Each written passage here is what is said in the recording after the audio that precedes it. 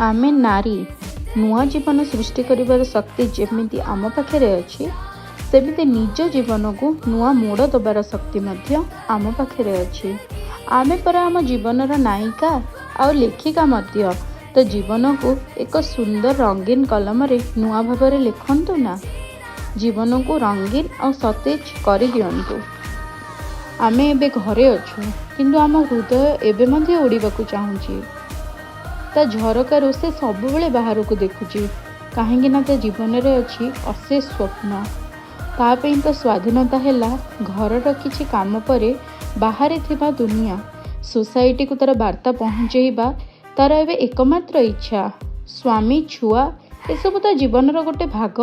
ता जीवन लक्ष्य तो आहुरी बड़ किंतु एक अपेक्षा अच्छी कि से दिने कहब I exist and I have a place in this world.